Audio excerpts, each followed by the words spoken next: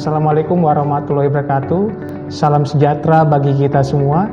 Perkenalkan, saya M. Ari Prayogo, salah satu dosen di program studi S1 Pendidikan Komputer, Fakultas Keguruan dan Ilmu Pendidikan, Universitas Mula Warman, Kota Samarinda, Provinsi Kalimantan Timur.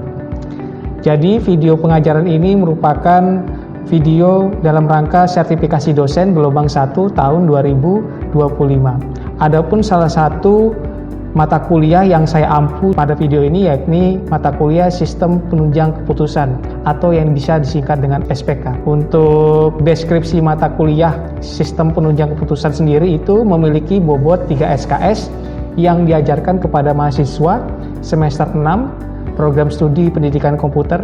Mata kuliah ini memberikan pemahaman kepada mahasiswa untuk memahami dan mengetahui ruang lingkup dari SPK, mampu membedakan antara ilmu dan seni SPK, mampu mengambil keputusan di berbagai bidang, terutama pendidikan dan manajemen sekolah.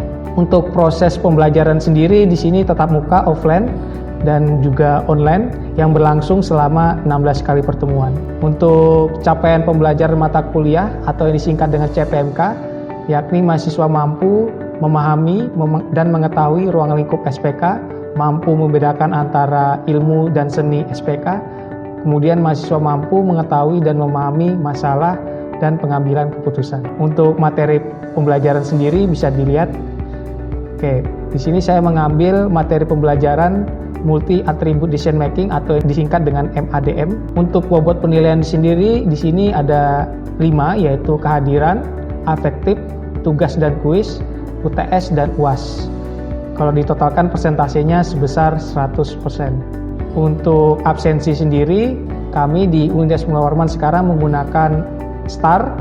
STAR itu singkatan dari Sistem Aplikasi Belajar. Nah, ini ada kriteria penilaian bisa dilihat. Oke, jadi ini adalah berdasarkan Peraturan Rektor nomor 5 tahun 2023 tentang penyelenggaraan pendidikan, pengajaran, penelitian, dan pengabdian masyarakat Universitas Mula Warman. Untuk pada video ini, proses belajar mengajar di kelas masuk pada pertemuan ke-12, materi Simple Additive Weighting atau disingkat SAW.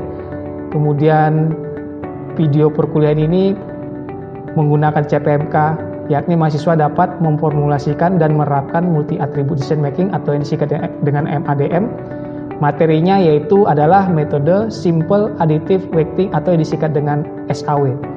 Metode pembelajaran yang dilakukan adalah metode demonstrasi dan diskusi disertai dengan studi kasus, dan ini adalah referensi jurnal yang saya gunakan adalah jurnal saya sendiri yang terbit tahun 2024 dan juga beberapa buku.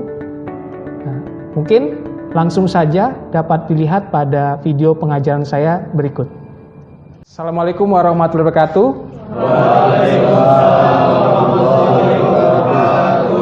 Oke, selamat siang teman-teman sekalian. Ya. Jadi pada hari ini kita masuk ke pertemuan ke-12 ya, yakni mata kuliah Sistem Penunjang Keputusan.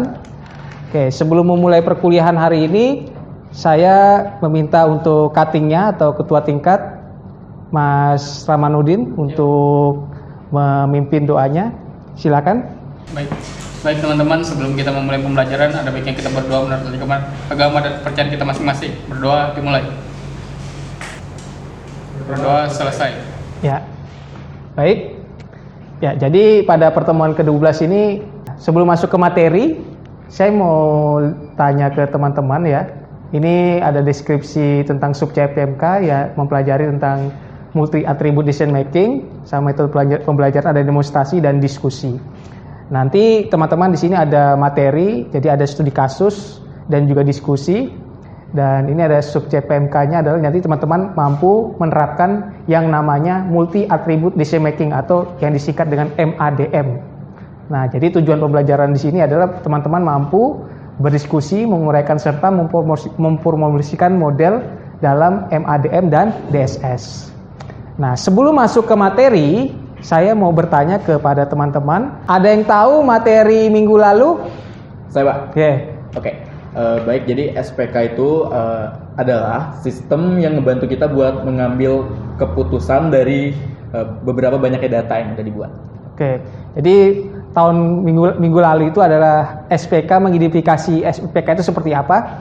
Jadi tadi Mas Nazar mengungkapkan definisi dari SPK adalah memberi keputusan. Oke, ada lagi mungkin dari yang lain? Ya, Pak. Oke, Suci, Mbak Suci. Menurut saya SPK itu dia memberikan sebuah informasi yang sangat akurat untuk kita bisa mengambil sebuah keputusan. Iya, oke, baik. Jadi SPKA ini adalah arahnya ke keputusan ya, endingnya. Nah, jadi seperti itu kemarin kita mempelajari tentang definisi dari SPK itu sendiri, tentang mengidentifikasikan dan sebagainya. Di sini kita masuk ke metodenya, tentang metode SAW tadi. Kemudian ada contoh studi kasus. Nah, nanti ada beberapa contoh studi kasus berkaitan dengan kehidupan sehari-hari. Nanti ada di slide berikutnya. Nah, ini adalah definisi dari metode SAW itu sendiri. Singkatannya apa tadi? Ya, atau disingkat dengan SAW. Biasanya dikenal dengan metode penjumlahan. Ya, pasti paham penambahan dan jumlah-jumlah. Kemudian di sini mencari jumlah terbobot dari rating kinerja pada setiap alternatif semua atribut. Jadi ada namanya di sini untuk mengevaluasi, ada namanya alternatif, nanti saya contohkan. Kemudian ada namanya kriteria atau atribut. Nah, yang tidak saling bergantung. Kemudian nanti ada namanya metrik atau yang disingkat dengan X. Kemudian ujung-ujungnya diakhiri dengan yang namanya perankingan untuk mendapatkan alternatif yang terbaik. Oke, kita lanjut lagi. Ada beberapa langkah dalam penerapan metode SAW ini. Yang pertama itu kita tentukan dulu alternatifnya. Tentukan alternatifnya itu ada apa-apa aja. Kemudian selanjutnya adalah menentukan kriteria atau yang disingkat dengan C. Tadi alternatif biasa disebut dengan singkatan A dan kriteria disingkatan dengan C. Kemudian tahap kedua itu adalah menentukan bobot. Jadi setiap kriteria itu ditentukan bobotnya berapa saja. Misalnya kriteria apa? Oh, tentukan bobotnya sekian, nanti ada penjelasannya. Selanjutnya tahap ketiga itu adalah masuk ke perhitungan. Pertama adalah membentuk metrik keputusan atau yang disingkat dengan X. Kemudian selanjutnya ada normalisasi metrik keputusan atau yang disingkat dengan RIJ, biasa disebutkan. Dan yang terakhir adalah melakukan perankingan. Nanti kita masuk di tahap ini, metrik dan normalisasi. Oke, ini gambaran aja ya. Jadi ada beberapa langkah. Nanti kita masuk di penerapannya. Ini ada sedikit rumus dari metode SAW. Ada persamaan pertama yaitu adalah untuk menormalisasi. Jadi misalnya yang kurang itu dinormalisasikan. Jadi nanti ada kriteria benefit. Kriteria benefit itu adalah semakin tinggi, semakin baik. Jadi itu yang diambil. Kemudian kriteria cost itu semakin rendah, itu yang diambil. Contohnya, kalau kriteria cost itu misalnya harga. Nah, teman-teman pernah enggak menemukan harga yang murah tapi berkualitas? Itu paling dicari kan? Ya, ada juga benefit, semakin tinggi itu yang diambil. Nah, ini ada keterangannya. Oke. Masuk di persamaan kedua. Tadi persamaan 1 sudah saya kasih tahu, masuk ke persamaan 2. Persamaan kedua ini adalah perankingan. Nah, di sinilah letak keputusan dari yang diambil. Ini VI jumlah sigma WJ per RIJ. Oke, lanjut lagi. Nah, kita masuk di studi kasus. Nah, studi kasus ini menentukan siswa berprestasi. Nanti kalian ini kan adalah calon pendidik ya.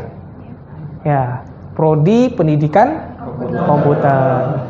Pasti nanti kalian akan menjadi guru. Nah, guru. Jadi kalau misalnya kalian menjadi guru, kalian tentukan tuh, oh ternyata ada beberapa siswa ini berprestasi. Contohnya misalnya jadi guru. Kalian tentukan tuh siswa yang berprestasi dari 3 alternatif. Nah, ini contohnya di sini SMK Negeri 20 Samarinda. Ada 3 alternatif siswa berprestasi. Yang pertama ada Budi, Dewi, sama Tono. Nah, kalian seorang guru atau nanti memberi keputusan, oh bingung siapa ini yang cocok untuk dikandidatkan jadi siswa berprestasi. Nah, 3 alternatif ini nanti dinilai berdasarkan 4 kriteria. Tadi kan sudah saya singkat, A itu alternatif, C itu adalah kriteria. Nah, ada 4 kriteria. Kriteria pertama itu adalah nilai rata-rata rapot.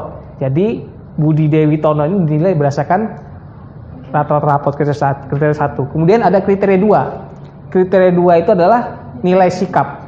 Bagus enggak dia? Kemudian ada kriteria 3 adalah juara olimpiade. Oke. Kemudian yang kriteria 4 adalah umur. Nah, oke, kita masuk di berikutnya.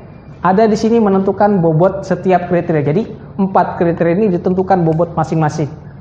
Nah, masing-masingnya itu ditentukan terlebih dahulu ya. Misalnya di sini 4 bobot itu sama semua, 0,25 sampai 0,25 di kriteria 4. Nah, jadi bobot ini ditentukan terlebih dahulu. Jadi pengambil keputusan ini menentukan bobotnya setiap masing-masing kriteria. Oke, kita masuk di tabel data alternatif dan kriteria. Jadi di sebelah baris di sini, sebelah kiri ada namanya alternatif, kolom ada kriteria, kolom-kolom ini kriteria. Jadi baris sebelah kiri ini alternatif, kolomnya ini adalah kriteria. Dibuat metrik seperti ini. Ini misalnya Budi, nilai rata-rata rapotnya 90, Dewi 91, Tono 90. Nah, dan ada tadi kriteria yang bernilai benefit, ada yang bernilai cost. Kalau benefit itu apa tadi? Kriteria semakin tinggi itu yang diambil. Kalau kriteria cost, oke. Nah, kalau cost ini umur ya, semakin muda diambil. Oke. Langkah pertama, kita masuk di pembentukan metrik keputusan. Jadi data yang ini kayak 5 itu baik sekali, 4 baik ya. Nilai sikapnya baik, kemudian juara olimpiade dapatnya masih kurang 1, 2. Dia juara olimpiade cuma 1, ada yang Dewi 3, umurnya misalnya sini Budi 15 tahun, Dewi 17 tahun, Tono 16 tahun. Itu misal aja.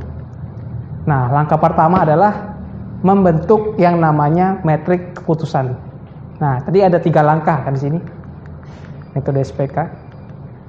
Ada beberapa langkah di sini, ya, 3 langkah ya. Membentuk metrik keputusan, normalisasi dan melakukan rankingan. Oke, ini tadi langkah pertama, masuk ke langkah 2, yaitu adalah melakukan normalisasi. Sehingga dihasilkan seperti ini. Ada kriteria benefit, ada kriteria cost. Kalau persamaannya adalah XIJ dibagi dengan nilai maksimum. Itu untuk kriteria benefit. Kriteria cost kebalikannya. Yang minimal itu di atas, nilainya di bawah. Kalau benefit yang maksimal di bawah, nilai alternatifnya di atas. Berbeda dengan nilai cost. Jadi nilai cost ini nilai yang alternatifnya yang minimalnya di atas, alternatifnya di bawah. Jadi misalnya di sini yang terendah berapa di sini? 15. Jadi yang diambil nilainya adalah 15. Misal 15 1, kemudian minimalnya 15 dibagi dengan 17. 15 bagi 17, kemudian 15 bagi 16. Ya, hasilnya seperti ini ya, dan seterusnya. 15 bagi 16 9,8. Oke. Setelah itu kita normalisasi, selanjutnya adalah langkah ketiga adalah ini ya, menentukan nilai akhir dari jumlah bobot yang sudah dinormalisasi, kemudian dikalikan bobot referensi. Tadi 0,25 tambah 0,25 sama dengan 100 tadi ya. Ini kan ditentukan dulu bobotnya. Oke. Nah, jadi hasilnya ini dikalikan bobot. Misalnya 0,25 dikali 0,989, kemudian ditambahkan. Kemudian sini 1 dikali 0,25 dan seterusnya. Sampai dijumlahkan, dikalikan dulu 0,25 kali 1, kemudian dijumlahkan semuanya, dapatlah hasil 0,8. 831. Oke. Coba dicek di kalkulator. Hasilnya benar tidak? Sudah dicek ya? Benar ya? Ya, sama ya di kalkulator ini ya. Oke. Lanjut. Jadi di sini didapatlah kesimpulan. Jadi nilai akhir tertinggi dari ketiga siswa adalah Dewi dengan skor. Iya, oke. Jadi tertingginya di sini siswa berprestasi adalah si Dewi yang diambil. Oke. Sampai di sini ada pertanyaan? Ada, Pak. Oke, silakan, Mbak. Jadi saya ingin bertanya, Pak. Tadi itu kan ada namanya bobot gitu ya, Pak, dari Ya. awal itu. Nah, itu kan ada 0,25. Itu 0,25 itu dapat dari mana, Pak, bobotnya itu? Oke, baik, terima kasih. Jadi tadi ada namanya bobot yang sudah disampaikan di slide ini 0,25 sampai 4 kriteria. Nah, kalau bobot ini ditentukan dulu di awal yang mana kriteria yang paling penting dari 4 bobot ini. Misalnya di sini studi kasusnya sama semua bobotnya. 4 kriteria ini adalah sama semua 0,25 sehingga dijumlahkan adalah hasilnya 1. Ya, jadi ditentukan dulu bobotnya. Ya, jadi seperti itu Mbak Putri ya. Oke. Lanjut lagi. Oke, ada pertanyaan? Cukup ya. Oke. Kita lanjut di latihan. Tadi pemilihan siswa berprestasi, sekarang pemilihan penerima beasiswa. Deskripsinya di sini menyeleksi satu siswa penerima beasiswa. Jadi ada 4 kandidat siswa yang dinilai. Nah, berdasarkan 4 kriteria. 4 siswa, 4 kriteria yang dinilai. 4 kali 4 kalau dibuat metriknya. Di sini ada Atika, alternatifnya ada Atika, Budi, Lestari, dan Rizal. Oke. Kemudian ada 4 kriteria, nilai akademik, kemudian sertifikat prestasi, pendapatan orang tua, sama jumlah tanggungan. Bobotnya tadi ditanyakan Mbak Putri, ditentukan dulu di awal. Sama, kalau ini kan yang paling tertinggi adalah nilai akademik 0,4. Jadi seperti itu. Kalau dijumlah hasilnya 1. Oke. Ini ada, kita buat dulu. Tadi ada langkah pertama tadi apa? Membuat Matriks keputusan. metrik dulu. Kita latihan dulu di sini. Metriknya ada 4 kali 4.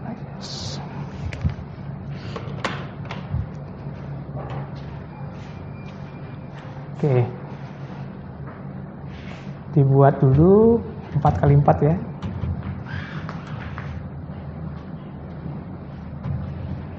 Tuh.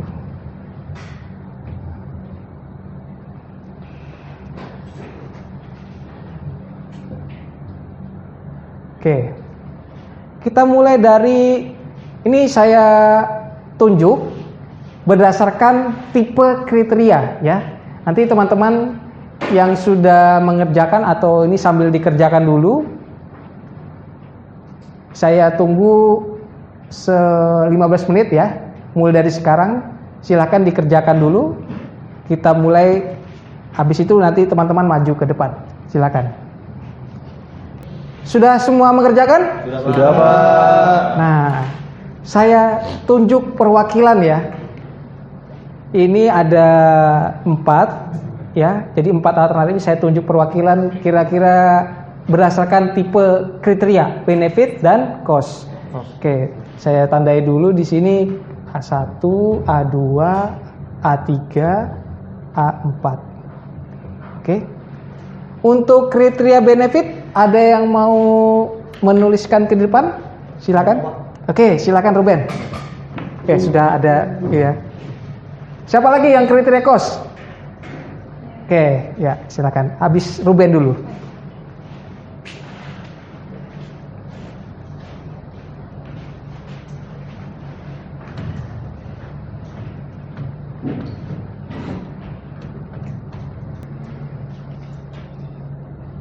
Oke, baik. Terima kasih Ruben. Ya. Oke, baik. sudah semua, kita masuk di tahap pengecekan kerjaannya teman-teman mahasiswa sekalian. Nah, ini ya. Tahap pertama itu normalisasi kerjaannya Mas Ruben. Hasilnya 0,78, 0,924, benar, 1, oke. Oke, 67, 1, 0,5, 4, 500, 250, 33, oke, 1. Ini langkah pertama. Lanjut lagi, langkah kedua itulah perankingan. Nah, kita cek lagi perankingan alternatif 1, 9,78, oke, 0,67, oke, sama. Oh ya, ini ya, yang di bagian Mas Akbar, ini ada yang salah ya. Ya, jadi di sini adalah 0,5 berapa? 0,5. Oke, bagian 0,5 ya. Oke, ya. Oke. 0,500 di sini.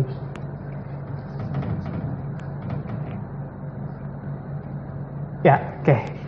Terus lanjut hasilnya adalah 0,2. Oke, hasilnya benar. Oke. Lanjut lagi 740, 710. Oke. Oke.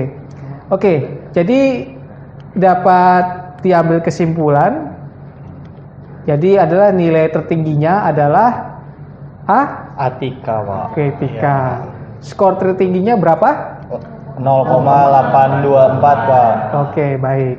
Jadi adalah kesimpulannya adalah siswa yang menerima beasiswa adalah tertinggi adalah Atika. 0, Atika. Oke. Kita lanjut lagi. Nah, kita masuk di bagian kesimpulan. Jadi teman-teman sudah mempelajari tentang metode SAW. Jadi metode SAW ini adalah salah satu teknik pengambilan keputusan atau yang disingkat dengan MADM adalah multi attribute decision making, yang digunakan untuk menentukan alternatif terbaik berdasarkan bahan berdasarkan kriteria.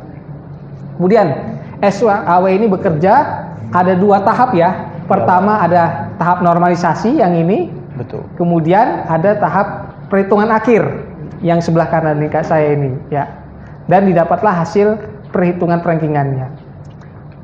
Jadi kelebihan metode SAW sini yang pertama mudah dipahami, dapat digunakan di berbanyak studi kasus seperti pemilihan siswa berprestasi tadi, kemudian ketua OSIS, bisa juga guru terbaik ya. Cocok sekali dalam dunia pendidikan. Nah, kemudian metode SAW di sini mengakomodasi kriteria campuran, kriteria benefit dan juga kriteria cost. Dan kesimpulan kelima, hasil akhir berupa ranking dari setiap alternatif dengan nilai PI tertinggi dianggap sebagai alternatif yang terbaik. Oke. Nah, di sini saya punya referensi dari materi yang tadi saya jelaskan. Nah, mungkin ini bisa menjadi panduan buat teman-teman mahasiswa sekalian. Jadi saya mengacu pada referensi yang saya buat di sini adalah jurnal yang saya buat bersama teman sejawat saya Pak Eko Subastian dan mahasiswa Naufal Hanafi. Mungkin bisa coba di-scan dulu barcode-nya ini. Nanti teman-teman bisa pelajari mengenai referensi jurnal yang saya gunakan untuk materi pada hari ini. Oke. Kita masuk di slide berikutnya. Ini ada tugas ya. Ya, ada tugas. Jadi teman-teman di sini membuat sebuah studi kasus perhitungan dengan adaptif metode SAW. Nanti kalian tentukan kelompoknya. Minggu depan dipresentasikan ya, ditentukan dulu kelompoknya, satu kelompok berapa orang. Cari yang berkaitan dengan pendidikan. Tadi sudah ada contohnya, mungkin nanti bisa kalian buat sendiri aplikasinya di dunia pendidikan. Ini tugasnya. Dan untuk materi selanjutnya adalah metode WP, Work Product. Nah. Oke. Lanjut. Nah, coba masuk di absensi. Coba kalian bisa absensi di STAR.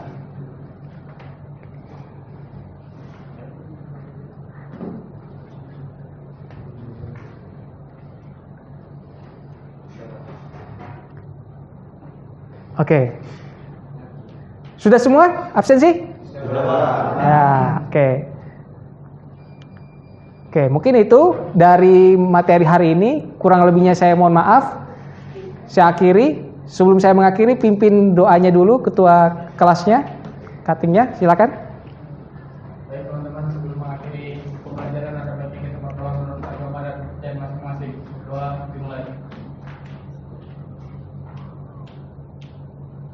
Berdoa selesai. Ya, baik. Saya ucapkan terima kasih. Saya akhiri. Wassalamualaikum warahmatullahi wabarakatuh. Demikian video cuplikan kinerja pengajaran saya pada mata kuliah Sistem Penunjang Keputusan di Program Studi Pendidikan Komputer Fakultas Keguruan dan Ilmu Pendidikan Universitas Mula Warman.